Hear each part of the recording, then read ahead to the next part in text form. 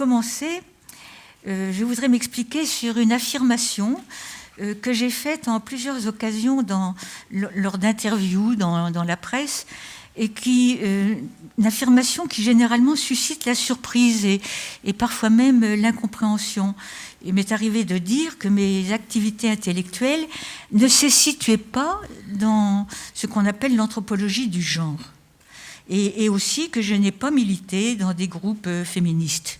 Alors c'est vrai, je le maintiens ici, et c'est dans le cadre d'une anthropologie générale, plus spécifiquement dédiée à de grands domaines classiques de notre discipline, tels ceux de la parenté et de l'alliance, le choix du conjoint, que j'ai été amenée, alors je dirais par une espèce de pente obligée, à m'interroger sur la question du rapport des sexes, puis sur celle du genre, de la violence, du juste, de l'injuste, du corps, etc.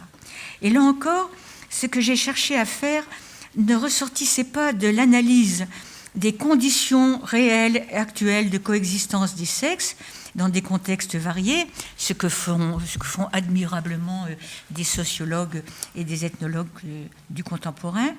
Mais c'était un autre problème qui m'intéressait, c'était de comprendre pourquoi et selon quel mécanisme cognitif l'inégalité s'était mise en place, pour moi, dès l'origine de la pensée dans le genre homo, et comment elle s'était transmise de façon universelle, ce que j'appelle d'ailleurs le modèle archaïque dominant. Le modèle archaïque dominant parce qu'il existe dans toutes les sociétés.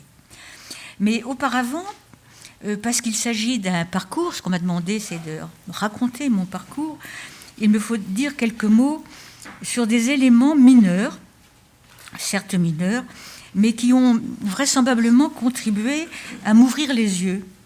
Il y a tout d'abord, et là je pense que les personnes de ma génération, et même peut-être, c'est mon anniversaire demain, et peut-être ceux des générations immédiatement qui m'ont suivi, reconnaîtront ce que je vais dire. Il y a tout d'abord l'éducation que j'ai reçue, catholique, j'ai quitté bien sûr, mais enfin catholique, assez rigide, moraliste, autoritaire. Mais, et c'est important pour la suite, mes parents avaient un sens certain plutôt de l'égalité. Ils voulaient que leurs deux filles disposent dans la vie des mêmes chances que leurs fils pour pouvoir se débrouiller. Vous connaissez l'expression, se débrouiller dans l'existence selon leur manière favorite de dire. Parce qu'ils imaginaient toujours que les malheurs, ils voyaient plutôt le veuvage que d'autres accidents, mais il fallait qu'on ait quelque chose dans les mains. Nous avons donc eu tous les trois, mon frère, ma sœur et moi, un accès égal à l'enseignement secondaire, puis à l'enseignement supérieur.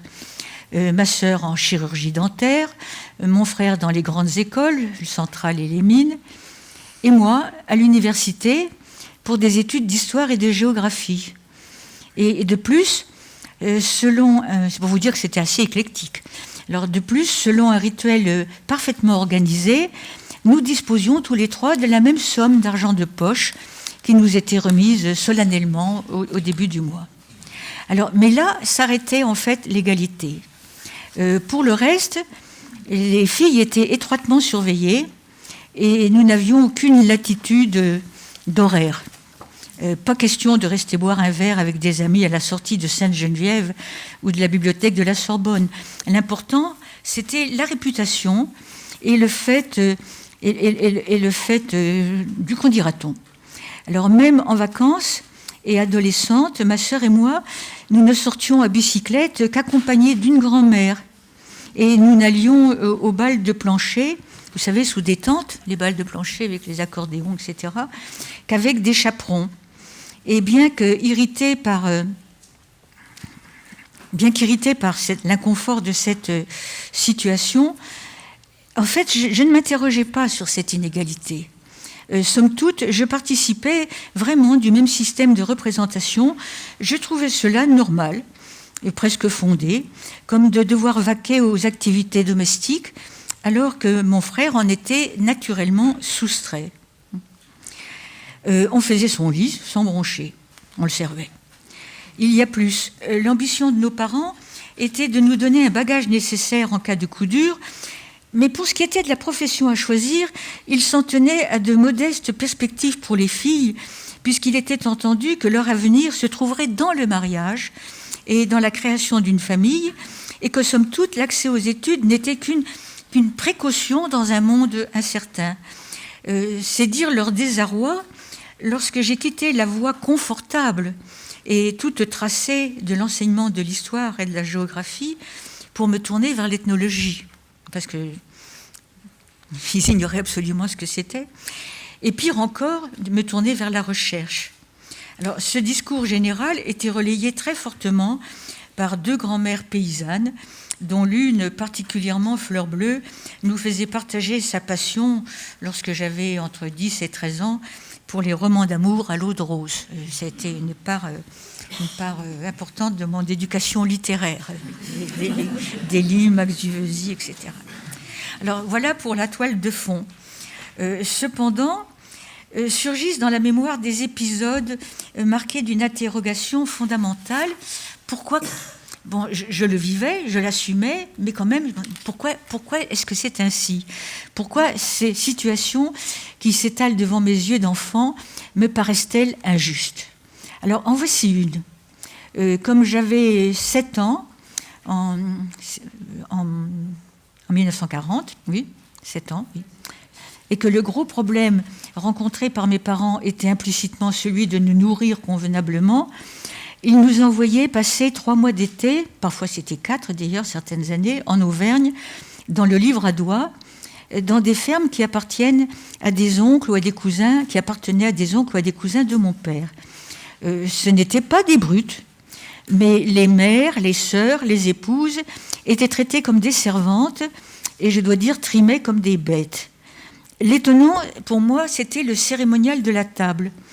Il y avait une longue table au petit côté appuyé contre la fenêtre, dans la cuisine, tout en haut, du côté gauche et face à l'entrée. Au côté gauche et face à l'entrée s'installait mon cousin, le chef de famille. En face de lui et autour de lui s'installaient les valets de ferme et s'installaient ses fils. En bout de table, il y avait la petite cousine, moi, qui avait le droit de s'asseoir, comme avait le droit par intermittence de s'asseoir la mère. Mais l'épouse, elle, ne s'asseyait jamais. Elle servait tout le monde, elle allait du fourneau à la table, elle réapprovisionnait en vin, voire en eau, c'était plutôt en vin d'ailleurs, et mangeait debout quand elle en avait le temps, ce qui restait, et notamment pour ce qui est de la viande et des plats principaux. Autant vous dire que la viande était rare pour elle. Tous les bons morceaux étaient sortis du plat avant qu'elle puisse y toucher pour elle-même. Il va sans dire qu'on attendait d'elle qu'elle fasse les préparatifs des repas et la vaisselle qui suit dans la plus grande rapidité, célérité, car elle devait rejoindre les hommes pour travailler avec eux dans les champs, et qu'elle ne trouvait son répit, somme toute, qu'aux heures où elle gardait les vaches. Temps pendant lequel, d'ailleurs, elle ne se contentait pas de les surveiller du coin de l'œil, pendant lequel elle fabriquait des chapelets, qui était l'industrie locale, l'artisanat local. C'est vous dire qu'il n'y avait pas une minute de répit. Son cas n'était pas isolé. Je constatais la même situation partout où j'allais, et là non plus, même si l'injustice me frappait, je ne mettais pas en doute ni la naturelle, ni la légitimité de cette mise en tutelle. Puis il y a eu dans une autre ferme, toujours appartenant à des parents de mon père, un peu plus tard, vers 44-45, un autre étonnement d'ordre artistique, si je puis dire, et cognitif, dirons-nous. Il y avait dans une chambre ou dans un escalier deux chromos dont j'ai hérité et qui portaient les titres « les âges de la vie, les âges de l'homme, les âges de la femme ». Je les contemplais chaque jour en allant me coucher pour tenter de comprendre ce qui était en jeu. Ces deux chromos datent de la fin du XIXe siècle et ils appartenaient au beau-père de mon grand-oncle. Bon, ça vous montre à peu près les générations. Alors, je vais les faire circuler, je vais les commenter d'abord et les faire circuler pour que vous puissiez voir de quoi je parle. Alors, sur 2 pyramides à 5 degrés se tiennent des personnages dont la posture, le vêtement, le comportement illustrent les âges de la vie comptés par dizaines d'années. Un court texte résume sous chaque marche la situation. Alors, au centre des chromos, sur les âges de la femme, on la voit émerger tout entière de la côte d'Adam endormie, à l'ordre d'un dieu chenu.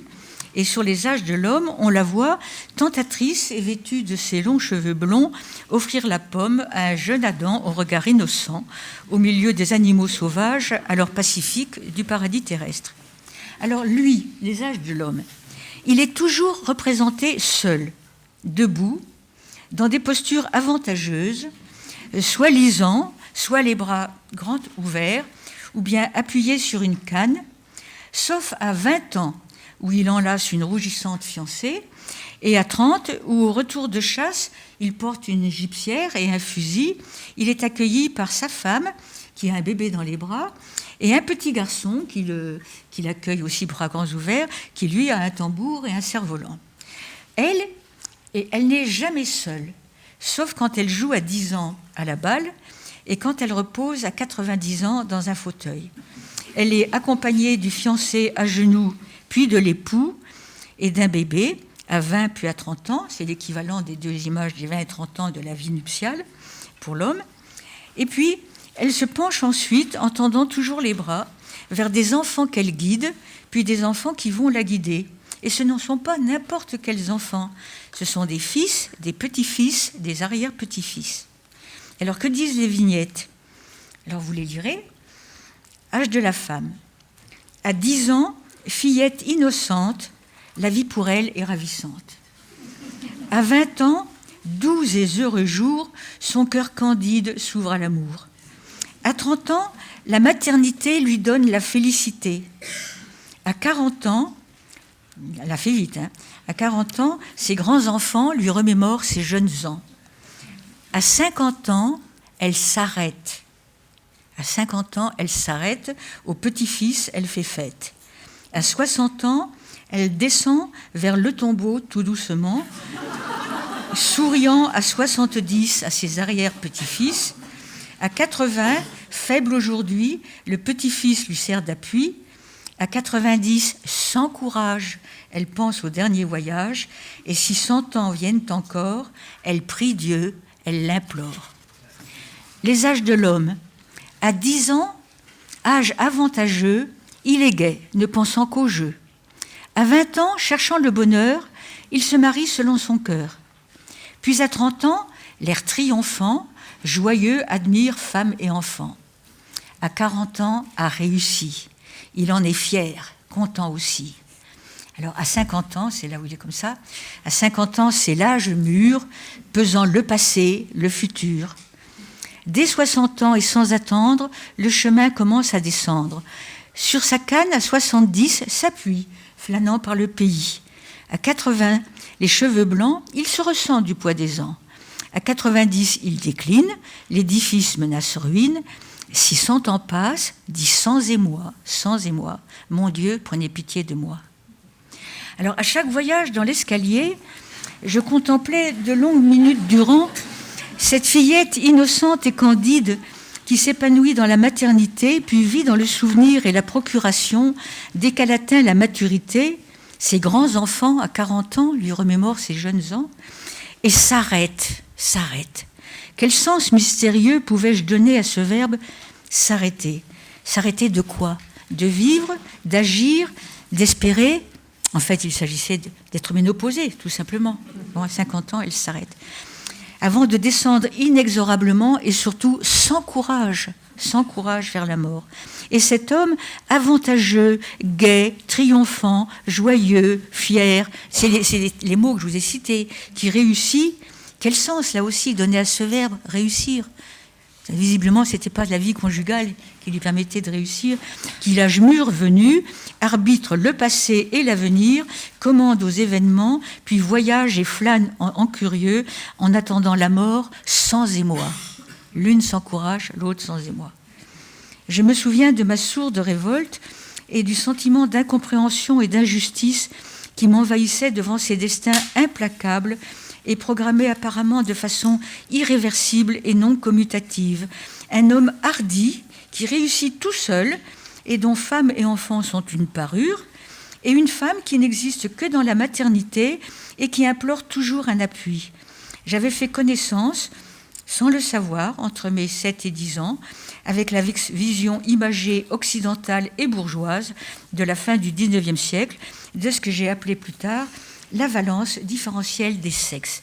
Je m'interromps juste une minute pour demander à quelqu'un donc, de venir prendre ces deux choses qui sont un peu lourdes pour les faire passer, de façon à ce que vous puissiez les admirer et me les rendre à la fin. Quand ça reviendra.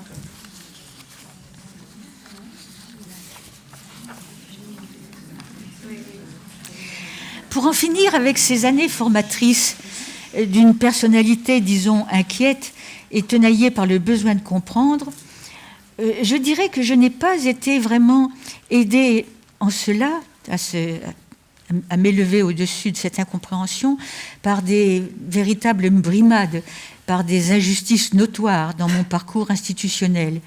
Mais je reconnais ce qu'il peut avoir d'exceptionnel en cela. En fait, les points saillants de ma vie professionnelle m'ont été offerts. Je n'ai pas bataillé pour les obtenir. Je n'ai pas voulu faire carrière, comme on dit.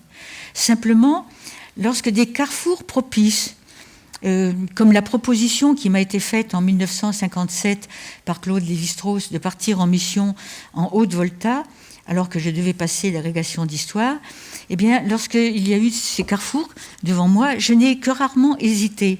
J'ai toujours saisi une chance, l'occasion de sortir de la voie toute tracée.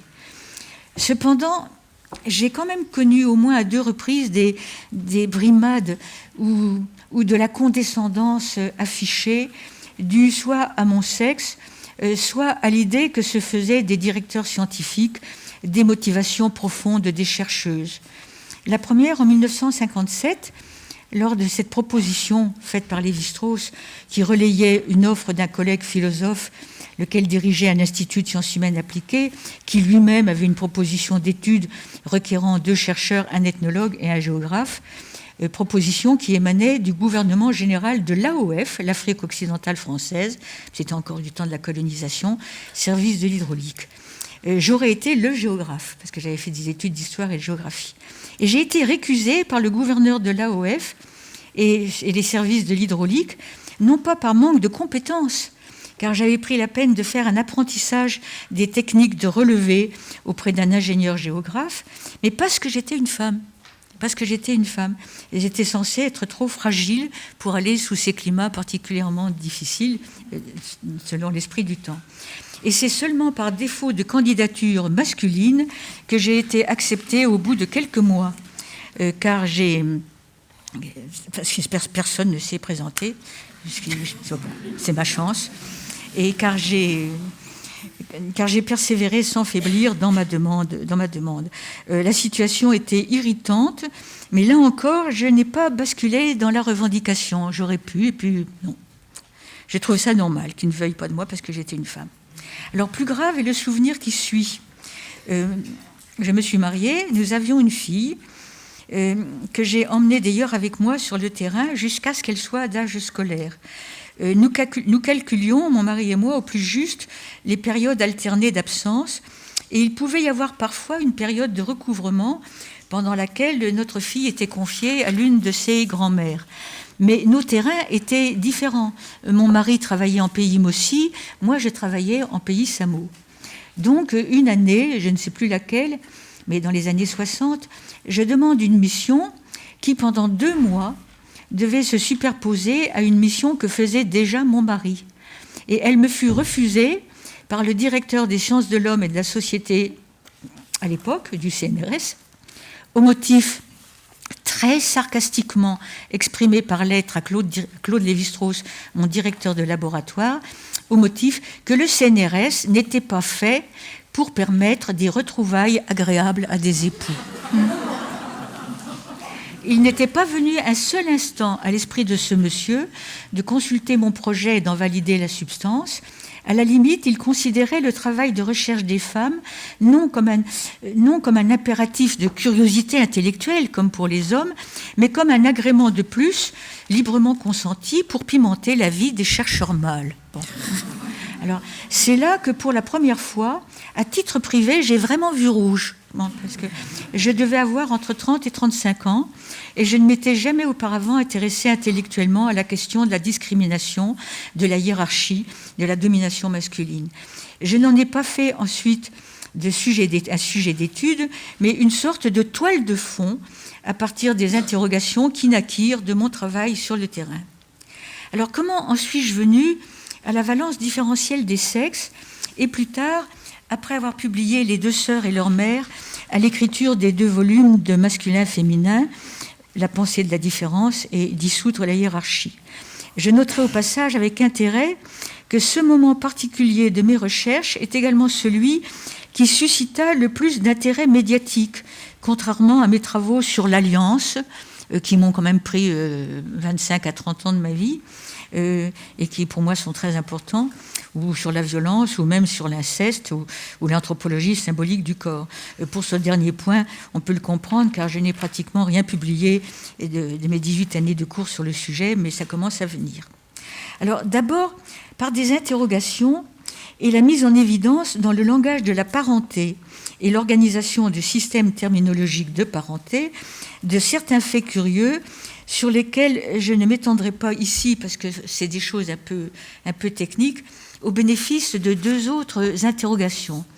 La première, dans l'ordre logique de ma propre progression, fut la découverte à propos de l'inceste, de ce que j'ai appelé l'inceste du 2e type, concept que j'ai lancé sur le marché ethnologique, et de la lecture qu'on en peut faire dans des textes juridiques, la constatation, la découverte qu'il était impossible à des législateurs divers, c'est-à-dire de diverses sociétés et de diverses époques, de considérer les femmes comme des sujets de droit, d'où pouvait s'originer un droit, c'est-à-dire de les considérer comme des personnes. Ainsi, dans le code hittite des 8e, 7e siècles avant Jésus-Christ, on trouve l'interdiction suivante: un homme ne peut, dans un même lieu, épouser en même temps les 2 sœurs et leur mère. C'est donc le titre que j'ai donné à l'un de mes livres. Alors, les traducteurs de ce code hittite, qui donne une longue liste de toutes les interdictions matrimoniales, se sont échinés sur le sens à donner à cette phrase, où aucun lien de consanguinité n'est mentionné entre cet homme et les 3 autres protagonistes. On dit simplement qu'un homme ne peut pas épouser les 2 sœurs et leur mère. Bon. Alors, or, dans le texte figurent bien d'autres interdictions, et parmi elles, l'interdiction pour un homme d'épouser certaines parentes par alliance. Un homme ne peut pas épouser la femme de son père. Je ne parle pas de sa mère, mais une femme de son père. Il ne peut pas épouser la femme de son frère. Il ne peut pas épouser la femme de son fils. Évidemment, cela veut dire après le décès du protagoniste intermédiaire. Bon. Donc, alors je vais tout de suite à la conclusion. Cette interdiction qui porte sur les 2 sœurs et leur mère, c'est tout simplement et tout bêtement le cas réciproque et symétrique de ces 3 cas-là qu'il aurait fallu dire au féminin. Il aurait fallu dire une femme ne peut pas non plus épouser le mari de sa mère, comme un homme ne peut pas épouser la femme de son père, qu'une femme ne peut pas épouser le mari de sa sœur et ne peut pas épouser le mari de sa fille, comme un homme ne peut pas épouser la femme de son frère ou la femme de son fils. Mais le dire ici aurait été reconnaître aux femmes un statut juridique de personne où s'origine le droit et de personne à laquelle il s'applique. C'était apparemment, à l'époque hittite, de l'impensable. On ne pouvait pas le dire au féminin. Et donc, d'où cette formule à la fois génialement simple et très compliquée, les 2 sœurs et leur mère, qui résume ces 3 interdictions, les 2 sœurs et leur mère, les 2 sœurs donc les 2 sœurs en même temps, et les 2 sœurs et leur mère, ça veut dire la mère et la fille, ou la fille et la mère. Donc ça résume les trois possibilités. Alors, je passe sur tous les autres codes écrits et sur les sources orales où se retrouve cette même impossibilité. Là, je vous cite le code hittite, mais regardez le Lévitique, si vous voulez, ou regardez le Coran, vous verrez, les femmes ne sont pas des sujets de droit. C'est engravé dans les textes juridiques, comme elles ne peuvent être totalement les aînées des hommes, comme cela est engravé également dans le langage de certains systèmes terminologiques de parenté. Alors je prends un exemple, un système de parenté africain du Nord Ghana, mais il y en a d'autres, je prends simplement celui-ci comme exemple, où vous avez, compte tenu de l'identité qui existe entre des germains de même sexe, vous avez pour les hommes des termes particuliers réciproques pour dire mon frère aîné, mon frère cadet. Et pour les femmes, des termes réciproques pour dire ma sœur aînée, ma sœur cadette, si c'est une femme qui parle. Donc un homme peut dire mon frère aîné, une femme peut dire ma sœur aînée, ma sœur cadette, etc. Mais quand vous avez un homme, un frère et une sœur, il n'y a de possibilité que pour un homme de dire ma sœur cadette et pour une femme de dire mon frère aîné. C'est-à-dire que tous les frères, même s'ils sont objectivement nés après, sont considérés par le langage comme des aînés, alors que pour un homme, toutes les sœurs, même si elles sont objectivement aînées, sont considérées dans le langage comme des cadettes. Ou dans le langage tout court. Alors je rappelle un adage juridique romain tout à fait explicite qui dit ceci: uxor filiae locus tenet. L'épouse tient la place de la fille, occupe la place de la fille. C'est-à-dire qu'elle se situe à la génération en dessous de celle de son mari et donc en situation de dépendance. C'est donc à partir de toute une série de faits qui touchent à l'analyse de la parenté et de l'alliance que va naître chez moi, pour moi, le concept de valence différentielle des sexes, qu'il serait peut-être plus juste d'appeler la valence différentielle des sexes et des générations, mais c'est aussi à partir de deux autres interrogations majeures. Je dis valence différentielle des sexes et des générations parce que la valence différentielle des sexes est construite sur le modèle de l'aînesse et sur cette constatation que les parents naissent avant les enfants et les aînés naissent avant les cadets et que l'antériorité vaut pour le coup supériorité. Alors, ces autres interrogations majeures, la première concerne la théorie lévi-straussienne de la construction du social, qui est absolument nécessaire, dit-il, à l'établissement de la paix entre des groupes consanguins, au départ craintifs et hostiles les uns aux autres, qui se partagent le même territoire où ils peuvent s'affronter pour des raisons diverses, parmi lesquelles le vol de femmes. Lévi-Strauss établit un modèle qui a 4 composantes. La première, la composante essentielle, c'est la prohibition de l'inceste, c'est-à-dire la nécessité de sortir du plaisir de l'entre-soi de la consanguinité, selon moi, qui se traduit pour des hommes, j'insiste là-dessus, par l'interdiction qu'ils se font à eux-mêmes de copuler ou d'épouser leurs filles et leurs sœurs, voire leurs mères. Et donc cette interdiction se double de l'obligation d'échanger leurs filles et leurs sœurs contre les filles et les sœurs des hommes appartenant à d'autres groupes consanguins. Cette prohibition a donc comme corollaire immédiat ce qu'on appelle l'exogamie. Il faut aller prendre son partenaire sexuel ailleurs, dans d'autres groupes consanguins que celui de sa naissance. La prohibition négative a donc un aspect positif qui construit la société en lui conférant la paix par l'échange de femmes. Les hommes échangent entre eux leurs filles et leurs sœurs pour en faire des épouses, et il faut le dire, c'est quand même un cas universel. Même s'il y a certaines sociétés où les femmes ont leur mot à dire, il n'y a pas de société où ce sont les femmes qui échangent des hommes entre elles, ou des sociétés où ça se fasse en fonction des circonstances dans les deux sens. À cela, la règle du mariage, qui est une action juridique qui lie des groupes et non pas des individus, et rend les mariages des couples solidaires les uns des autres. Donc voilà 3 règles déjà, la prohibition de l'inceste, l'exogamie, le mariage.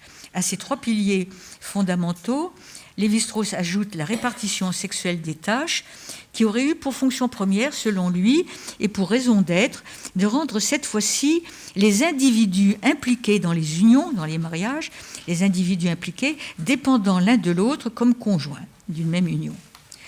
Même si le 4e item a été visiblement surajouté, dans le célèbre article de Lévi-Strauss intitulé « La famille », et même si la théorie de l'échange est actuellement contestée par beaucoup, ce modèle a une très grande force opératoire et correspond bien à une réalité, car ce sont bien des hommes qui échangent entre eux des femmes et pas l'inverse. L'expérience ethnologique en fait foi. Ici, il y avait là pourtant quelque chose d'insatisfaisant, quelque chose manquait. Voilà. Pour que, aux aubes de l'humanité pensante, les humains aient conçu ce grand ensemble de règles fondées sur la prohibition de l'inceste, comme je l'ai présenté, c'est-à-dire l'interdiction que des hommes se font de coucher avec leurs filles et leurs sœurs, il fallait que simultanément ou antérieurement, le droit d'user librement du corps de leurs filles et sœurs pour pouvoir les échanger avec d'autres hommes, leur soit reconnu comme allant de soi, comme naturel en quelque sorte, aussi bien par les hommes que par les femmes. Lévi-Strauss voit l'échange comme il se pratique, donc comme une chose naturelle, mais il fallait bien qu'il y ait en même temps l'idée que c'était légitime, parce que autrement la question se serait posée différemment. Il fallait qu'il y ait eu un processus cognitif au terme duquel un modèle de possession se soit imposé dans tous les esprits comme force agissante. C'est ce que j'appelle la valence différentielle des sexes.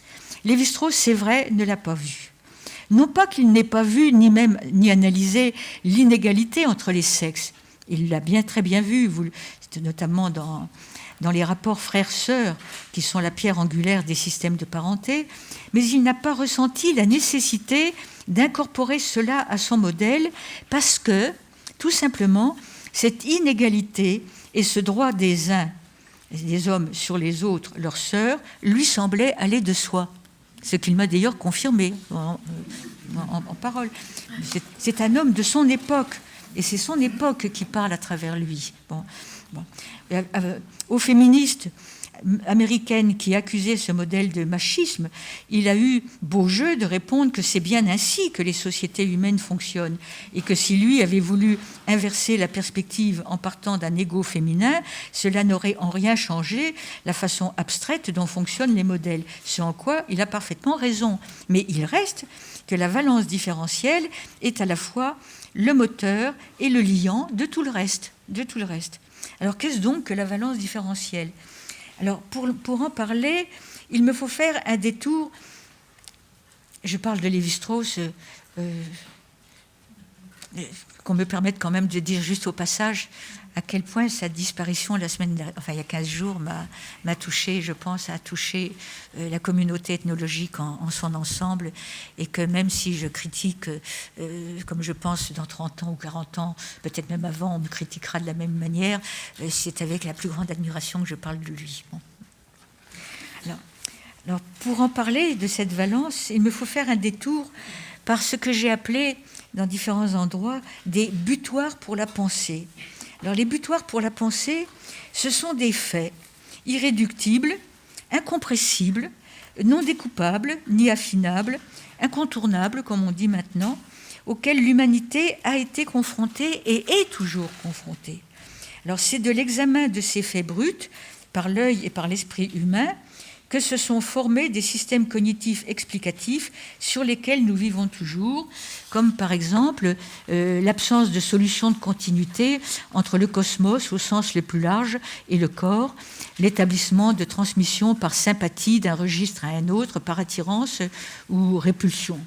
Si vous voulez, lorsque nous disons par plaisanterie que chanter faux fait pleuvoir, nous imaginons qu'il y a un système de correspondance par sympathie entre la voix qui émane d'une personne et puis le cosmos qui va faire, où la pluie va se déclencher parce qu'il y aura eu un ébranlement de l'air qui aura été un mauvais ébranlement. Bon, nous avons toujours dans notre subconscient cette idée de la sympathie entre le corps et le cosmos et des échanges qui passent des uns aux autres.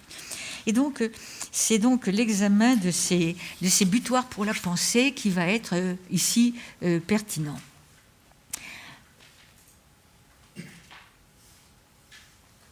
Alors, un des butoirs pour la pensée qui qui ont tous fonctionné ensemble. Et, naturellement, je suis bien contrainte de les prendre séparément pour les exposer et surtout de choisir ceux qui sont nécessaires à mon propos, car je ne peux pas je pourrais les faire entrer tous, mais ça se prendrait beaucoup trop de temps à exposer. Donc je choisis et j'ordonne. Mais il faut bien comprendre que cet ordonnancement, c'est mon ordonnancement. Les butoirs pour la pensée, ils ont tous été là en même temps et ils ont été saisis en même temps par la pensée humaine. Bon, c'est la constatation, d'abord, que l'eau ne remonte pas la rivière, et c'est-à-dire que, là je traduis un proverbe qu'on trouve dans beaucoup de sociétés, et c'est-à-dire en clair que les parents et les aînés naissent toujours avant les enfants et les cadets. L'eau ne remonte pas la rivière. Bon.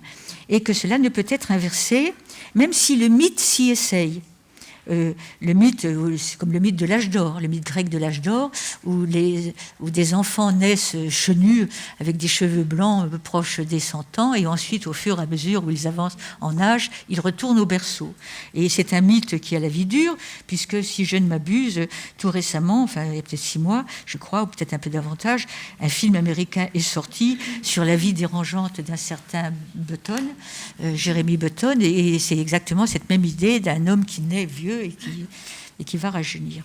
Or, et compte tenu de la néoténie de l'espèce, les enfants et les cadets se trouvent être dans la dépendance totale, nourricière et protectrice des parents et des aînés, et partant, ils sont aussi dans une position hiérarchique de soumission par rapport à une autorité. Là aussi, c'est un universel. Par rapport à cet état de fait, existe dans les esprits une équivalence entre naissance antérieure et supériorité et naissance postérieure et infériorité. On peut écrire que la relation aîné-cadet est à la relation parent-enfant, comme la relation supérieure-inférieure est à la relation antérieure-postérieure. Eh bien, le rapport des sexes, c'est-à-dire masculin-féminin, est venu se loger dans cette chaîne conceptuelle en plaçant les femmes en position de cadette, de mineure, d'inférieure, avec d'ailleurs tous les phénomènes de mépris et de dénigrement qui accompagnent la mise en dépendance absolue. Alors pourquoi ce rapport des sexes masculin-féminin est-il venu se greffer dans cette série d'équations qui sont fondées sur l'antériorité et donc sur la génération ?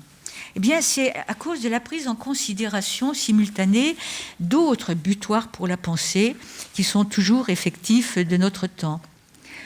Alors, la différence sexuée d'abord, c'est simplement le fait que pour ces hommes des origines... Alors quand je dis les hommes des origines, il me faut...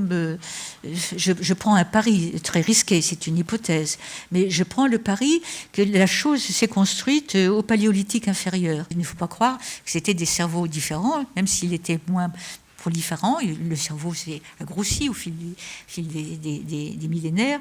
Il fonctionnait de la même manière, et c'est-à-dire que nous naissons avec 10% de nos neurones, nous, les autres 90%, nous les constituons au fur et à mesure de notre avancée en âge, et surtout ce que nous constituons au fur et à mesure de notre avancée en âge, ce sont les relations synaptiques entre neurones, et ces relations synaptiques, elles, sont construites par l'expérience. Et c'est donc une des raisons pour lesquelles il est si important que l'éducation soit donnée aux femmes, car c'est l'expérience qui nous permet d'établir les ensembles synaptiques qui nous permettent ensuite de comprendre le monde. Bon, donc cet homme des origines, au paléolithique, à certains moments, se rend compte au moins d'une chose, c'est que le vivant animal, parce que le vivant végétal était certainement hors de sa portée, et s'ils avaient eu la possibilité de l'examiner, là, ils auraient eu des surprises, puisque dans le vivant végétal, il y a parfois plus de 2 sexes, mais que le vivant animal, et notamment les gros animaux, les animaux vrais, ce qu'on appelle animaux vrais ici, dans ce lieu, au muséum, c'est-à-dire les mammifères, ils présentent des espèces différentes, mais que toutes ces espèces sont parcourues par la même fission, fait la même scissure entre du mâle et du femelle. Que ce soit des lions, des girafes, des chiens ou des humains, il y a du masculin et du féminin. Et donc, cette différence sexuée, me semble-t-il, est la base sur laquelle s'est fondée la pensée humaine, pour établir des séries catégorielles binaires qui lui servent justement à appréhender le monde. Car nous pensons le monde en fonction de catégories dualistes. Naturellement, il n'y a pas que des catégories dualistes. Il a fallu ensuite établir le ternaire et même des gradations. Mais fondamentalement, c'est des catégories dualistes. Alors j'en cite quelques-unes très grossièrement, le haut, le bas, l'inférieur, le supérieur, le transcendant, l'immanent, le sain, le malsain, le pur, l'impur, le sec, l'humide, le chaud, le froid. Enfin, toutes ces catégories à la fois concrètes et abstraites qui nous servent à penser. Et elles sont donc fondées, me semble-t-il, sur cette opposition princeps d'une différence sexuée entre du masculin et du féminin, du mâle et du femelle, du même et du différent. Donc les catégories binaires opposent du même à du différent. Et donc ces catégories-là pourraient être totalement neutres. Il se trouve qu'elles ont une double capacité. C'est là aussi envisagé par les ethnologues sur le terrain, dans toutes les sociétés du monde, à partir d'études pionnières qui ont été faites dans les années 30 par un certain nombre d'auteurs britanniques en Afrique de l'Est notamment. Bon, c'est de montrer que ces catégories binaires sont marquées du sceau du masculin et du féminin dans toutes les sociétés, mais de manière variable. Si je vous dis transcendant, immanent, actif, passif, haut et bas, dans nos sociétés, eh bien, vous savez que l'actif, le haut et le transcendant sont masculins, alors que le bas, le passif et l'immanent sont féminins. Que l'extérieur est masculin, l'intérieur est féminin. Enfin, on le sait sans le savoir, on n'a pas besoin de vous le dire, on le sait d'apprentissage par prétérition. Et donc, il y a des pôles masculins et féminins dans ces catégories. Ce qui en soi n'aurait rien d'extraordinaire si c'est bien fondé, comme je le présume, sur la constatation de la présence du mâle et du femelle dans tout le vivant sexué donc.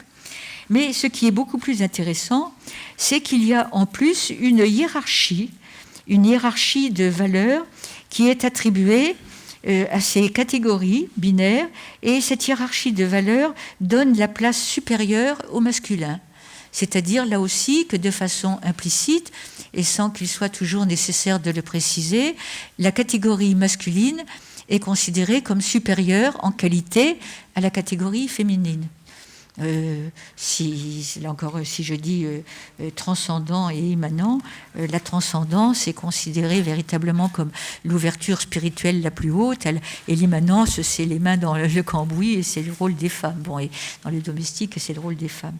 Et c'est inférieur à la transcendance, qui est considérée comme uniquement de l'ordre de l'esprit. Donc, cette hiérarchie des valeurs, on s'aperçoit là aussi, ce qui est tout à fait intéressant, qu'elle ne tient pas, absolument pas, à la définition même des termes, mais qu'elle tient à leur affectation, au masculin ou au féminin. Et on peut prendre un certain nombre d'exemples, et le plus manifeste serait celui de l'actif et du passif, parce que ces catégories binaires, elles ne sont pas universellement, elles sont universelles bien sûr, mais elles ne sont pas universellement attribuées de la même manière.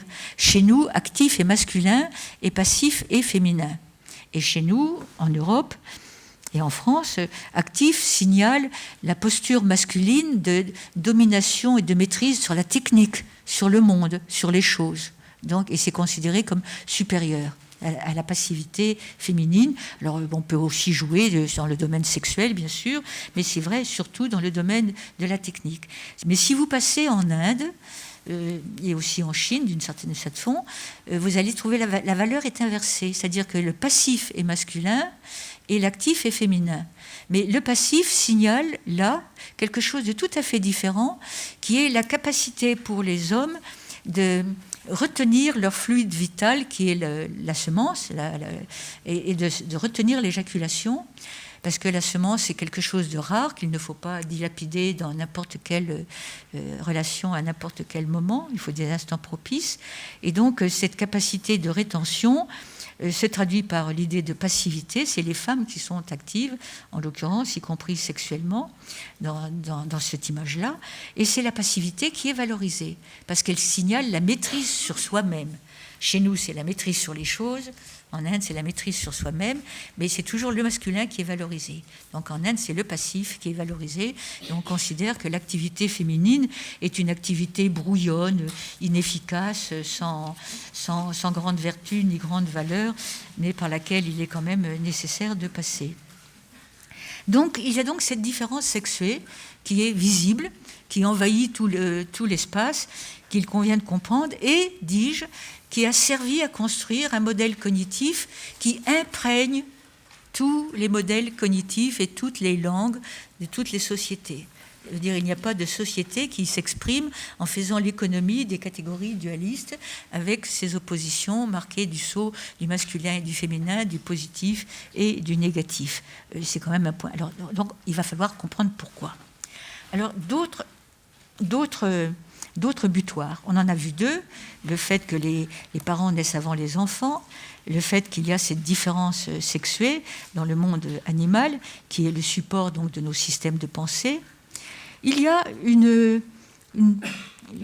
un butoir pour la pensée tout à fait intéressant pour ce qu'il dit des réflexions ultérieures, qui est l'observation que un corps vivant est un corps qui transporte du sang liquide et ce corps est chaud et il est mobile. Et que si vous tuez ce corps vivant, qu'il devient mort, le sang ne circule plus, le corps devient froid et il devient immobile. Et il y a un rapport qui est établi partout entre la vie, le sang, la chaleur et la mobilité. Alors, il y a une conséquence immédiate, c'est que les femmes perdent du sang. Les femmes perdent du sang de façon régulière et surtout qu'elles n'ont pas de prise sur cela. C'est quelque chose qui leur arrive à la puberté et qui se reproduira régulièrement. Elles ne peuvent pas l'empêcher, donc elles perdent du sang. Et cette perte du sang signifie qu'elles sont moins chaudes que les hommes. Donc, c'est pour vous montrer sur quelle base, ce sont toujours des bases extrêmement rationnelles que les choses sont construites, des bases d'observation rationnelle. Elles sont moins chaudes que les hommes et donc qu'elles ne peuvent pas, à cause de cette moindre chaleur, aboutir à ce que font les hommes, c'est-à-dire du sperme. Alors, évidemment, ce n'est pas toutes les sociétés du monde qui le disent. On en prend quelques-unes en exemple. Et en tout cas, moi, je vais me référer à Aristote, pour ce qu'il est le plus proche de notre pensée occidentale, pour montrer comment Aristote a raffiné sur un point comme celui-là, l'équivalence vie, sang, chaleur, mobilité, et pour expliquer l'infériorité féminine. Parce que pour lui, le fait que lui explique la présence de sang. Naturellement, il reprend des considérations qui sont antérieures à lui-même, qui étaient des considérations de la pensée grecque de l'époque. Le sang, la dotation en sang d'un individu adulte est beaucoup plus grande que la dotation du bébé à sa naissance. Ça veut donc dire qu'on en fabrique. Donc c'est aussi une question. Comment fabrique-t-on le sang ? La réponse, elle est extrêmement simple partout. On le fabrique à partir de l'alimentation, puisque c'est l'alimentation qui nous fait grandir, grossir et faire du sang. Mais pour faire du sang, il y a un processus particulier que nous appelons la digestion, mais qui pour Aristote est appelé une coction. Et cette coction, c'est une coction que hommes et femmes peuvent faire de par leur chaleur. Disons que nous avons une sorte de chaudière interne, une conception qui a d'ailleurs été un peu reprise par Descartes, une sorte de chaudière interne qui nous permet de cuire nos aliments et à partir de cette cuisson d'en faire du sang. Et à partir du moment où on a eu cette cuisson qui est égale pour les hommes et pour les femmes, les hommes ont ce petit plus en chaleur que n'ont pas les femmes du fait de leurs règles, pour faire une coction, ce n'est plus une cuisson, mais c'est un autre terme, une coction supplémentaire qui, à partir du sperme, à partir du sang, leur permet de faire du sperme. et du sperme qui est par essence volatile, qui est une humeur volatile, du pneuma, du souffle, et qui est porteur de tout ce qui est noble dans l'être humain, l'idéalité, le nom, la personne, la forme humaine, tout est contenu dans le sperme.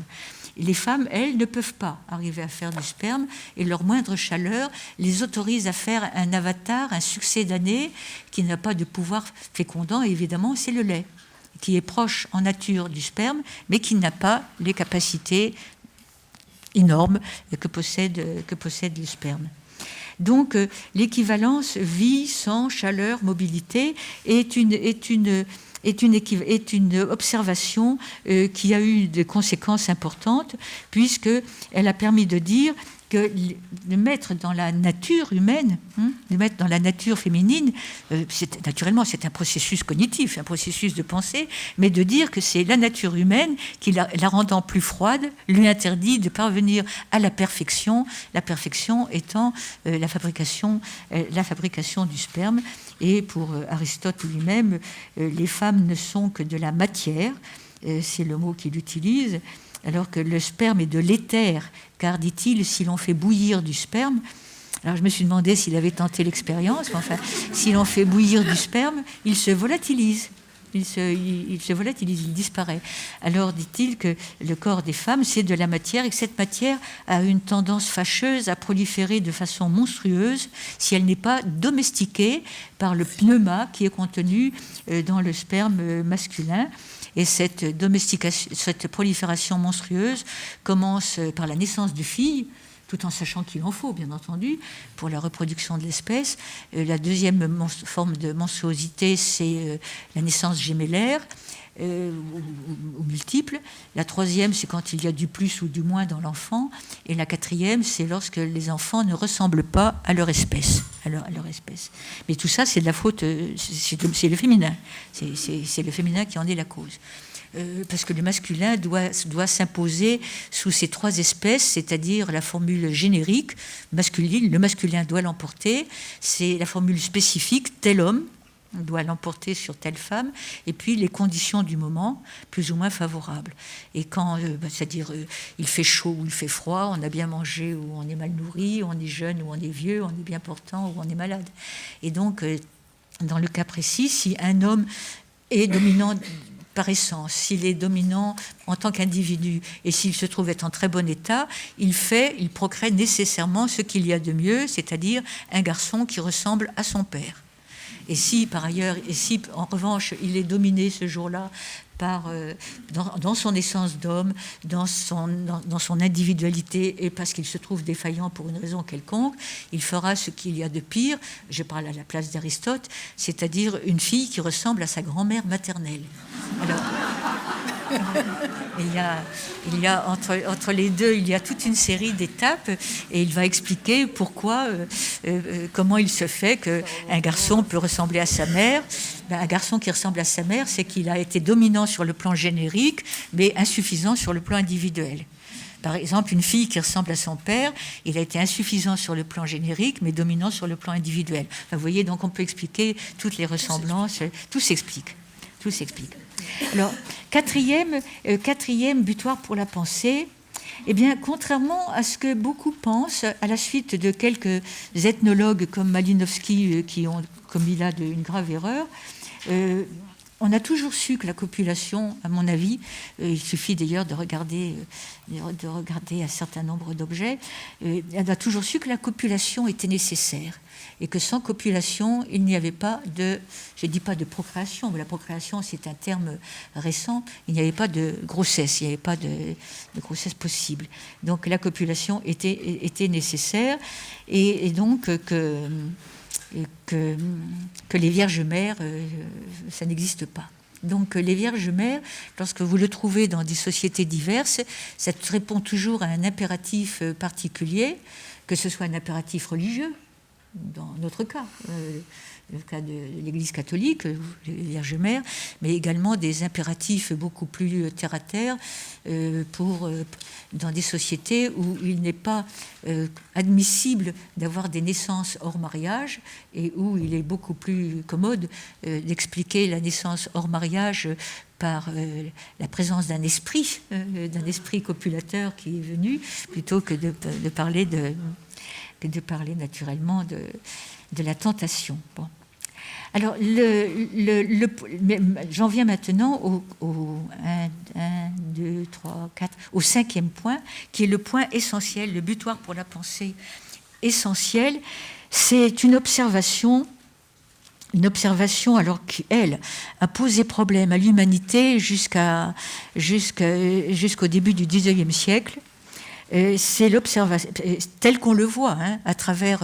Ne croyez pas que ce soit surgi de mon cerveau, c'est tel qu'on le voit à travers tous les mythes que nous recueillons sur le terrain. Tous les mythes et les discours mythiques qu'on recueille sur le terrain, et les discours des gens, tout simplement. C'est que les femmes se trouvent avoir cette capacité incompréhensible, inouïe, que je dirais exorbitante du droit commun, la capacité, les femmes et les femelles, de faire à la fois du même et du différent. Elles ont la capacité de faire des filles qui ressemblent à leur propre corps, et elles ont la capacité de faire des fils qui ne ressemblent pas à leur propre corps. Bon, je ne dis pas qu'ils avaient la métaphore du moule à gâteau. Enfin, moi, je peux l'utiliser. Ça n'est pas étonnant que d'un moule à gâteau sorte une forme qui ressemble au moule, mais ce qui est très étonnant, c'est quand d'un moule à gâteau sort une forme qui est totalement différente à celle du moule. Si d'un moule à tarte, vous sortiez un cake, vous seriez très étonné. Bon, donc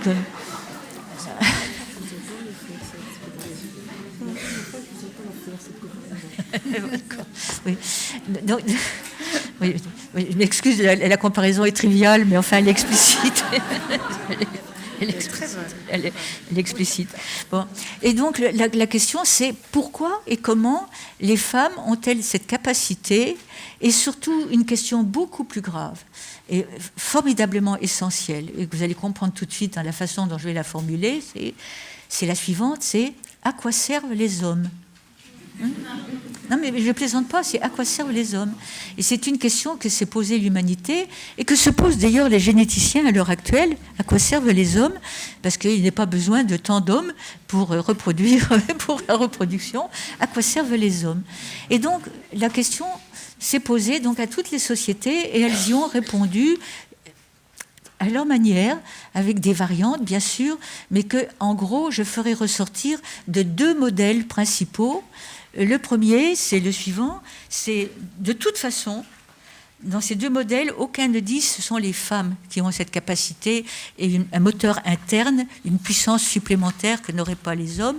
La réponse, c'est ce sont les hommes qui mettent les enfants dans le corps des femmes par la copulation, puisque la copulation est nécessaire. Ce sont les hommes qui mettent les enfants dans le corps des femmes.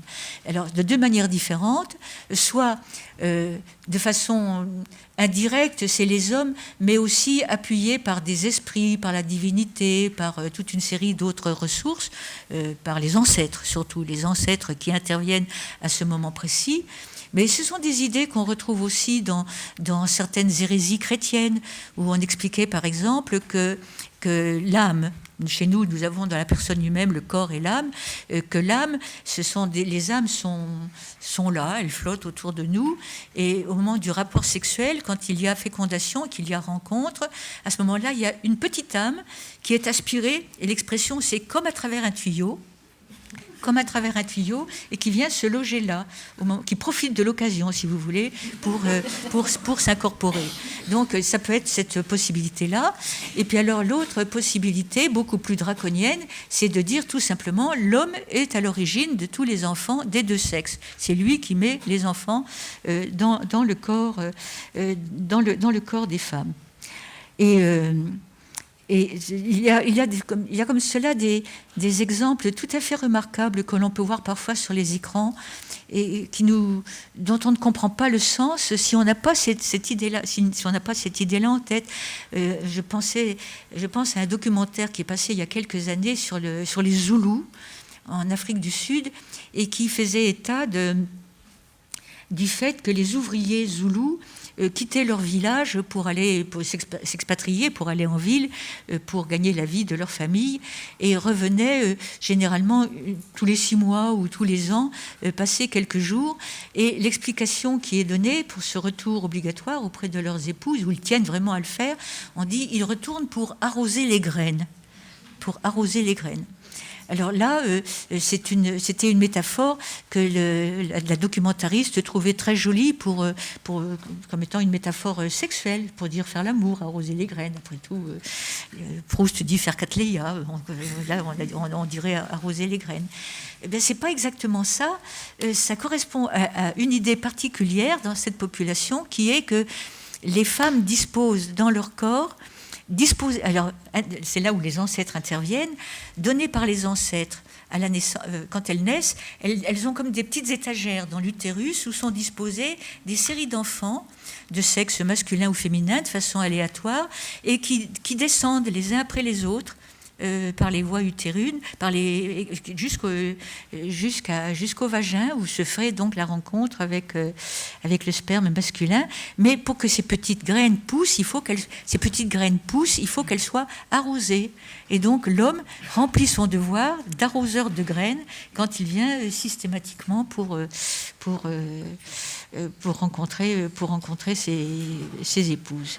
Donc ça vient donc, les enfants viennent du sperme de l'homme, et c'est lui, soit par l'arrosage, soit parce qu'il met directement l'enfant dans le corps des femmes, et est à l'origine donc de la procréation.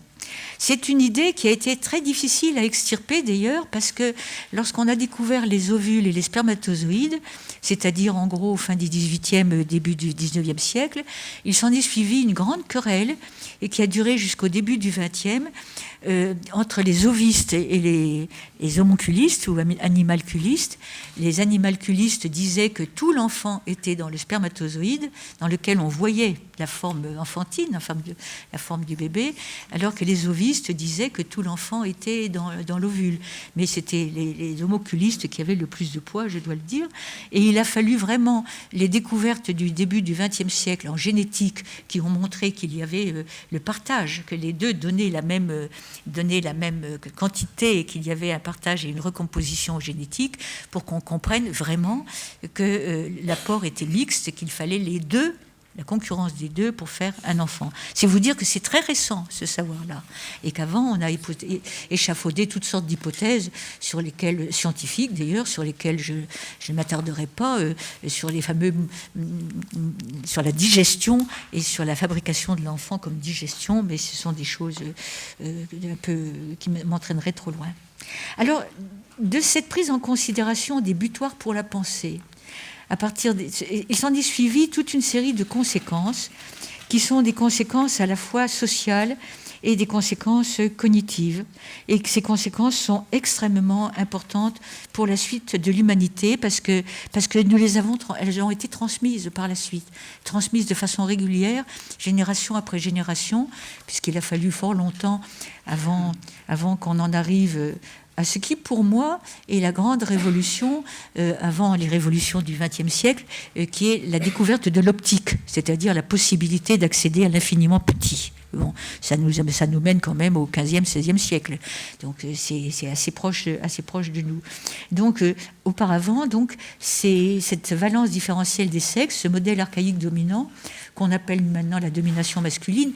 La domination masculine étant quelque chose de plus que la valence différentielle du sexe, hein, c'est pas la même chose.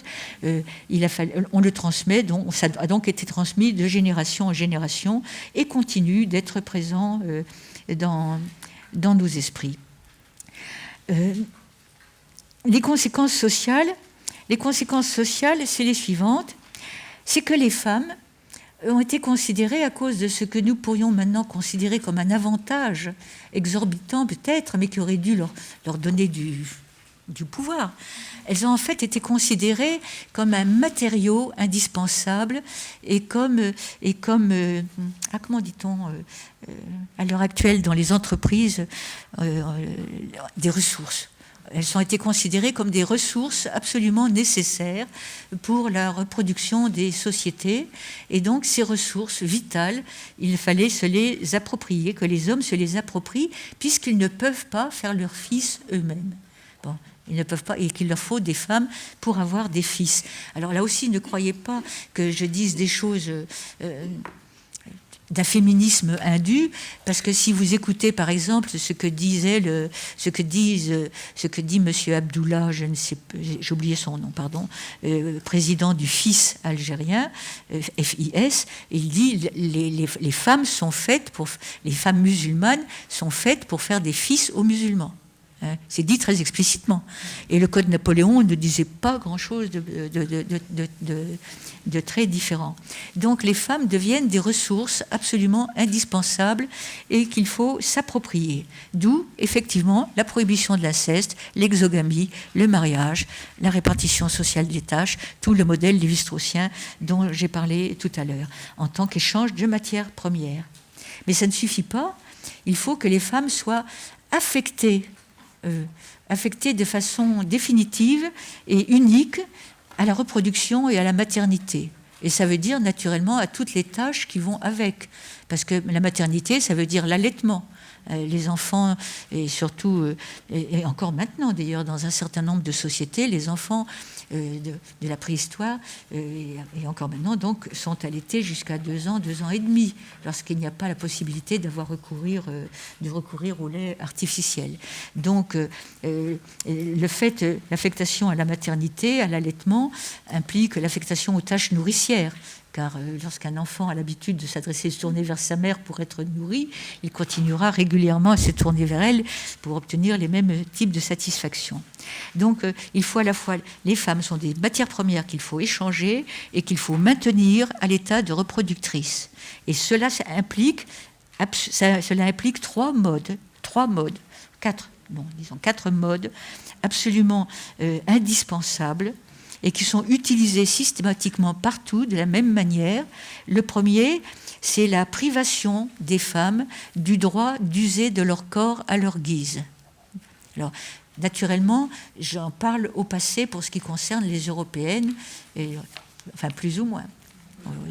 Tout de même, les femmes ne sont plus contraintes à épouser un mari qu'elles n'aient pas choisi, ou même s'il y en a encore qui sont contraintes de faire des enfants qu'elles n'ont pas choisi de faire. Disons que nous disposons des moyens légaux pour échapper, pour pouvoir disposer de notre corps, et il est impensable dans la société occidentale qu'une femme ne puisse pas aller consulter un médecin si elle est malade, un médecin de son choix, et il est impensable qu'elle ne puisse pas se présenter à une consultation, même gynécologique, à un homme. Bon, ce genre de droit n'existe pas partout. Bon, il y a encore des sociétés où des femmes ne peuvent pas se soigner si elles n'ont pas l'accord de leur mari, ne peuvent pas consulter un médecin si elles n'ont pas l'accord de leur conjoint, ou elles sont données en mariage dès leur naissance. Dans la société où je travaillais, les fillettes étaient données en mariage à leur naissance. Au plus tard, à 3 ans, ça ne veut pas dire qu'elles rejoignaient leurs époux à 3 ans, mais le mari leur était désigné à 3 ans. Bon, et c'était le mari légitime. Et il était hors de question de se sortir de ce droit du père de choisir pour la fille son conjoint. Et c'est toujours le cas dans une partie importante de l'humanité. Donc, privation du droit d'user de son corps, privation de l'accès au savoir. Alors, l'accès au savoir, parce que l'accès au savoir, c'est ce qui permet l'esprit critique et c'est ce qui permet l'émancipation. Donc, l'accès au savoir est quelque chose qui est limité pour les femmes. Naturellement, ça implique le savoir livresque. Dans les autres sociétés, les femmes ont accès à un certain type de savoir, qui est le savoir ordinaire sur les plantes, sur le milieu, qui leur permet à la fois la survie et de faire vivre leur groupe par l'usage qu'elles peuvent faire donc des plantes et des animaux de leur milieu et des techniques de leur milieu. Mais l'autre savoir, le savoir livresque, leur est interdit. Alors maintenant, nous savons que par les statistiques de l'UNESCO, que la proportion des filles entrant dans le système scolaire est beaucoup plus élevée. Il existe Je crois qu'il sur les analphabètes, la majorité, c'est encore la majeure partie des femmes, mais disons qu'il y a eu une forte progression, mais il ne faut pas oublier un biais absolument massif que je signale au passage, c'est que les statistiques font état du nombre des femmes quand elles entrent pour la première fois à l'école primaire. Alors qu'en fait, il faudrait compter celles qui sortent des études secondaires ou supérieures, alors que souvent des filles entrent à l'école primaire pour être retirées de l'école primaire au bout de 2 ans. Et donc ces filles-là sont pratiquement perdues. Donc elles ne sont pas totalement analphabètes, mais elles vont perdre très vite le peu de savoir qu'elles ont appris, et on ne peut pas considérer qu'elles sont lettrées, si vous voulez.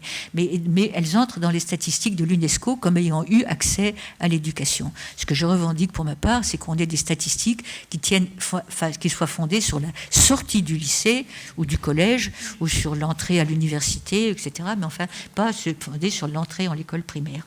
Donc privation de l'accès au savoir, ça, chez nous, nous en sommes sortis, effectivement. Et troisième grande privation, la privation de l'accès au pouvoir, et aux fonctions de pouvoir. Et là, évidemment, nous n'en sommes pas sortis non plus, comme vous le savez. Donc, c'est les trois grands modes donc, de maintenance des femmes dans les fonctions liées à la maternité et à la reproduction, et auxquelles, alors je n'insisterai pas là-dessus, puisque vous savez tous ce qu'il en est des parités politiques ou des parités professionnelles ou des parités économiques, salariales et autres, et vous savez que pour le moment, nous en sommes encore loin. Ça fait débat, on en parle, il y a un ministre tout au moins qui lance le débat sur la question, mais je veux dire, les lois existent, elles ne sont pas appliquées. Et pour ce qui est de nos... Prenons simplement l'exemple des professions intellectuelles. Des professions intellectuelles, j'ai regardé dans Le Monde de ces dernières semaines ce qui était publié sur ces discriminations garçons et filles. Bon, j'ai trouvé par exemple un article qui montrait qu'il était beaucoup plus difficile pour une fille d'en trouver une place en internat que pour un garçon. Il y a des internats de garçons, il n'y a pas d'internat de filles. Bon, dans les lycées, dans les lycées, pratiquement pas, internat de filles. Donc ça réduit les possibilités pour des filles provinciales ou dans des coins reculés d'aller s'instruire. De la même manière, les bourses, eh bien les statistiques montrent qu'on donne plus facilement, les bourses sont plus facilement attribuées à des garçons qu'à des filles. Bon, dans les familles, là aussi, statistiques à l'appui, les familles payent plus volontiers un ordinateur à leur fils qu'à leur fille. Enfin, c'est des petits détails, si vous voulez. Mais tous ces petits détails vont dans le même sens d'une discrimination constante qui continue d'exister donc, dans nos sociétés. Alors, à cela s'ajoute le quatrième, donc privation de l'usage, la liberté d'user de son corps, de l'accès au savoir, de l'accès au pouvoir. À cela s'ajoute le mépris et la condescendance, qui sont des nécessaires corollaires, car pour pouvoir, si l'on veut véritablement que les choses marchent, il faut qu'il y ait le mépris et la condescendance. Donc le mépris et la condescendance sont là partout, et vous le trouvez aussi bien dans les petites phrases. Bon, je jette pas la pierre, elles viennent comme ça spontanément aux lèvres de Laurent Fabius disant qui gardera les enfants quand Ségolène Royal se présente à la présidence. Ça lui est venu comme ça, normalement. Bon, qui gardera les enfants, mais il y en a beaucoup d'autres du même ordre, mais je ne vais pas insister là-dessus. Alors, il y a toute une série, naturellement, de conséquences cognitives, qui sont l'idée que tout cela, qui n'est en fait qu'une construction, comme je viens de vous le montrer, qu'une construction mentale qui est faite pour donner du sens à un certain nombre de faits énigmatiques qui étaient là dès les origines, qui continuent d'être là, comme le jour et la nuit sont toujours là, et avec lesquels il faut s'accommoder. Donc on a construit un modèle, ce modèle nous le transmettons, et nous le faisons passer pour naturel. Et donc la conséquence, une des conséquences, c'est l'idée d'une infériorité naturelle des femmes, alors qui ne sont donc que matière, que chair, dans la métaphore aristotélicienne, quand la matière noble se trouve être le sperme. Et cette idée-là, elle est très lourdement ancrée dans l'esprit des uns et des autres. Je ne dis pas des hommes contre les femmes. Moi, je ne suis pas pour la guerre des sexes. Je dis que nous partageons les mêmes idées.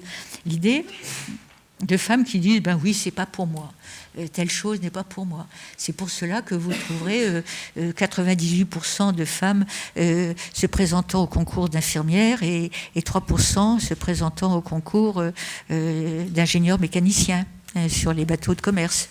Bon, c'est parce qu'on pense parce que les femmes ont intériorisé l'idée que ce n'était pas pour elles. Donc il y a une infériorité naturelle. Bon. Il y a donc, dans les conséquences, il y a aussi une affectation de valeur qui est accordée aux tâches en raison de leur affectation au sexe. Et ça date de très loin, ça date du fait de l'opposition entre la chasse et la cueillette et le ramassage. Or, les femmes sont interdites de chasse, c'est vrai.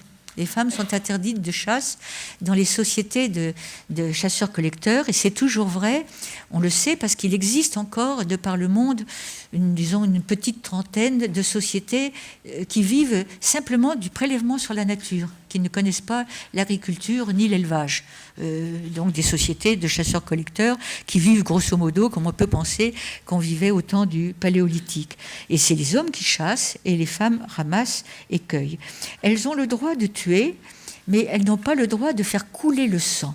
Elles n'ont pas le droit de faire couler le sang, et c'est la raison pour laquelle elles ne chassent pas avec des armes épointées, des flèches, des saguets, des pointes, tout ce qui permet d'égorger, etc., tout ce qui fait couler le sang, mais elles peuvent assommer, piéger, étrangler des alouettes, piéger des petits animaux, assommer des rats, des serpents, des taupes, et elles reviennent donc de leur séance en brousse en transportant sur leur dos ce qu'elles ont ramassé, qui est de l'animal et du végétal. Or, il faut savoir que si on regardait en termes de quantité, ce sont les femmes qui font vivre ces sociétés-là. Car ces sociétés qui existent encore de chasseurs-collecteurs ont été extrêmement étudiées. Et on a été plus qu'à peser ce que les uns et les autres rapportaient. La chasse est quelque chose d'aléatoire. C'est très prisé, la viande, bien sûr. Les femmes y ont très peu accès, mais c'est très prisé. Mais on ne rapporte pas tous les jours une antilope. En revanche, les femmes, tous les jours, reviennent avec une hotte pleine. Et on peut dire que dans ces sociétés, à 80% au quotidien, ce sont les femmes qui nourrissent le groupe. Et pourtant, c'est la chasse qui est valorisée, parce qu'elle est masculine, alors que ce sont les femmes qui font vivre le groupe. Alors mais si elles ne chassent pas, ce n'est donc pas par incompétence, parce qu'il y a quelques exceptions, notamment certaines chasses extrêmement dangereuses, comme la chasse des phoques en terre de feu, où il faut plonger dans des eaux extrêmement froides, et ce sont les femmes qui font cela. Mais ce sont des... Je ne sais pas si c'est parce que les hommes ont peur du froid, mais il se trouve que là-bas, ce sont les femmes qui font la chasse aux phoques. Mais en tout cas, ce sont pour des raisons symboliques. En tout cas, ce que je veux dire, c'est qu'on magnifie l'activité, si je puis dire, qui est la moins rentable, c'est-à-dire la chasse qui est moins rentable économiquement pour la survie du groupe. Je ne sais pas, j'ai l'impression que je parle un peu trop longtemps, mais il faudra me dire quand. Il y a encore une minute. Je voudrais dire, pour terminer, si vous voulez, que par une affirmation qui vous paraîtra peut-être indue, mais à laquelle je tiens beaucoup, c'est qu'il me semble que, pour moi, la question de l'égalité entre les sexes n'est pas une question mineure, n'est pas une affaire qu'on peut traiter par une journée de la femme, n'est pas une affaire qu'on peut traiter par des petits bouts, c'est un problème politique majeur. Et si je dis que c'est un problème politique majeur, c'est qu'il m'apparaît, après réflexion, que c'est ce modèle-là de discrimination et de hiérarchie qui est à la base et à la racine de tous les autres modèles de discrimination et de racisme et qui s'en sont suivis. Tous les modèles dominants-dominés, maîtres-esclaves, noirs, blancs, enfin tout ce que vous voudrez, leur forme, leur manière de s'exerce à partir des canons qui ont été édifiés sur ce modèle-là qui est le rapport des sexes. C'est lui qui est le primat, la source d'où tout le reste est sorti. Et c'est pour cela que c'est un problème politique majeur et que le traiter de façon condescendante en disant bon, on y pensera après quand on aura résolu les choses plus importantes qui sont les problèmes financiers, économiques, etc., les problèmes de la guerre, pour moi c'est nul et non avenu. Il est évident que ça ne se fait pas en 30 ans. Bon, qu'il faudra donc du temps. Mais nous avons franchi des marches essentielles et je n'en retiendrai qu'une, vous les connaissez toutes, mais pour moi la marche essentielle, mais vraiment fondamentale, c'est le droit d'accès à la contraception. Le droit d'accès à la contraception, car si les femmes ont été mises en tutelle parce qu'elles avaient ce pouvoir de faire du même et du différent, c'est leur donner la légitimité d'être des personnes, en leur donnant le droit de décider d'elles-mêmes, pour elles-mêmes, qui permettra d'agir pour l'avenir. Alors je suis d'accord avec vous, je regarde quelqu'un de très particulier en ce moment pour dire que ça ne suffit pas d'avoir le droit, qu'il faut ensuite le mettre en pratique et qu'il y a un certain nombre, que ça ne se fait pas non plus en un jour, mais il reste que c'est l'acquisition du droit sur le plan de la théorie, c'est pour moi une marche absolument fondamentale. Qu'il reste de très grands blocages, et ces très grands blocages, ils sont de l'ordre de l'esprit. Ils sont dans le domaine du domestique. Tant que nous n'aurons pas résolu le problème de l'égalité dans le domestique, nous n'aurons pas beaucoup avancé. Dans le domaine du respect, pour utiliser un mot qui est très à la mode maintenant, et dans celui de l'usage du corps des femmes, qui tient à cette idée qu'il y a une espèce de désir pulsionnel irrésistible masculin qui fait que des corps féminins prioritairement, mais aussi masculins, doivent être mis à leur disposition, alors que cela me paraît être quelque chose de totalement controuvable. L'idée de ce désir pulsionnel irrésistible me paraît là aussi être une création de la culture, donc de l'esprit humain. J'en prendrai un exemple qui est loin de nos sociétés, mais qui est tellement parlant que je m'en voudrais de ne pas vous l'exposer, parce qu'il parle de mon propre terrain au Burkina, et d'une observation que j'avais faite du fait qui me paraissait totalement légitime, que les femmes n'obtempéraient pas à tous les coups lorsque leur bébé pleurait pour avoir le sein. Donc ce sont des femmes qui sont toujours en activité, et elles portent un bébé dans le dos, et de temps en temps, je les voyais arrêter ce qu'elles étaient en train de faire, piler, cuire, transporter quelque chose sur la tête ou autre, faire passer le bébé devant et lui donner le sein, et dans d'autres cas, laisser le bébé pleurer, ou même excéder, détacher le bébé et le donner à une petite fille à côté pour qu'elle s'en occupe, pour la calmer ou la faire taire, ou le faire taire. Et puis, je mettais ça sur le compte, justement, de l'urgence des situations, de l'humeur des mères à ce moment précis, etc., jusqu'au jour où je me suis aperçue, à plusieurs occurrences, que, curieusement, c'était des petits garçons à qui on donnait le sein tout de suite et des petites filles dont on se débarrassait. Alors, du coup, j'ai posé la question aux mères. J'aurais dit, mais pourquoi est-ce que vous donnez le sein au petit garçon et pas à ce petit garçon qui pleure et pas la voisine de la petite fille quand elle pleure? Et j'ai toujours eu la même réponse. Les garçons ont le cœur rouge, c'est la traduction exacte de l'expression Samo, ça veut dire qu'ils peuvent se mettre en colère et s'enflammer aisément, et donc s'ils se mettent en colère, ils se mettent en danger de mort, et donc il faut les satisfaire tout de suite, parce qu'autrement on pourrait les perdre, ils pourraient mourir.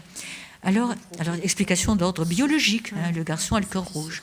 Et puis ensuite, une explication sociologique pour les filles, en me disant, mais les femmes, elles doivent apprendre la patience, car elles devront être patientes toute leur vie et ne pas avoir ce qu'elles souhaitent leur vie durant. Donc, il faut leur apprendre dès le départ.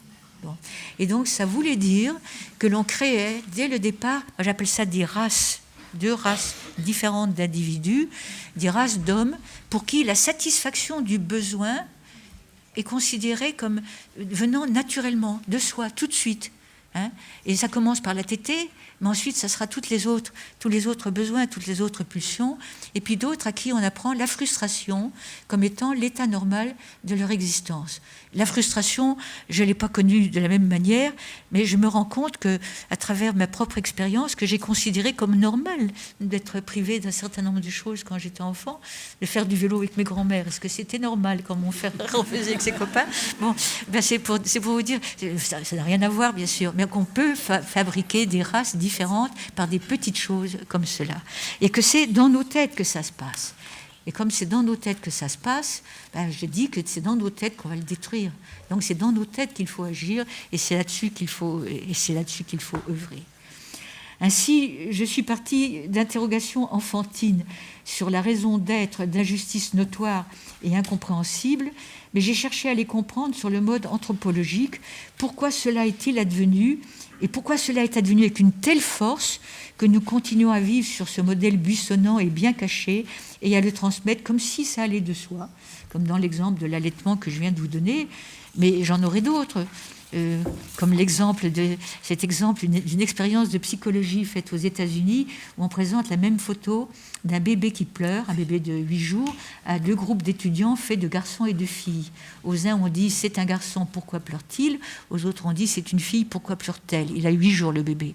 Et à ceux où on dit pourquoi pleure-t-il, répondent il est en colère, quelque chose lui a déplu. Et quand on dit c'est une fille, elle dit elle a eu peur, la petite chérie, il faut la consoler. Il faut la consoler. C'est pour vous dire que le modèle il est bien dans les têtes des adultes et qu'on le transmet. Et quand nous disons à nos enfants qui demandent comment on fait les enfants, papa met une petite graine dans le ventre de maman, qu'est-ce que vous faites? Eh bien, vous dites exactement ce que disait Aristote, que tout est dans la graine et que maman, c'est que le terreau où la graine va pousser. Donc, c'est papa qui transmet tout. Alors, donc, il faut donc continuer à débusquer partout ce modèle, rester vigilant, hommes et femmes confondus, sur les acquis du demi-siècle dernier, car le plus important reste à faire, c'est-à-dire rompre ces chaînes de transmission, faire sauter l'argument de la nature et faire changer les mentalités. Mais comme il s'agit d'un système construit par la pensée de l'humain, la pensée peut aussi le mettre par terre et le remplacer par un autre, au très long terme, certes, mais c'est ma propre conviction. Et la grande révolution, pour moi, c'est l'optique, la découverte de l'intime des corps, et une nouvelle pensée qui a pu se construire progressivement à l'initiative des femmes, certes, mais aussi maintenant de beaucoup d'hommes. J'ai vu avec intérêt qu'à Montreuil, il y a une pétition de 500 hommes qui se disent, j'ai passé à Françoise, j'en ai plus le titre, de 500 hommes qui disent nous voulons être des militants féministes, nous sommes pour l'égalité des sexes. C'est bien que ça commence à se faire. Parce qu'il faut bien comprendre qu'il est extrêmement difficile pour ceux qui ont toujours connu l'expérience naturelle du pouvoir, naturelle de l'exercice de l'extérieur, de la responsabilité, du politique, comme étant naturellement déposés entre leurs mains. On peut très bien comprendre qu'ils ne peuvent aisément imaginer devoir s'en dessaisir. Il faut les y aider. Je pense que c'est de notre devoir à tous de comprendre cela. Bon, pourtant, que davantage il y aurait pour les hommes eux-mêmes à entrer dans l'égalité. Ils auraient moins de fardeau. Ils auraient moins d'exigences à devoir toujours paraître les plus forts, les plus solides, les plus costauds, ceux qui font face à tout. Et ils pourraient savourer les avantages qu'il y a à parler d'égal à égal. Voilà, je vous remercie.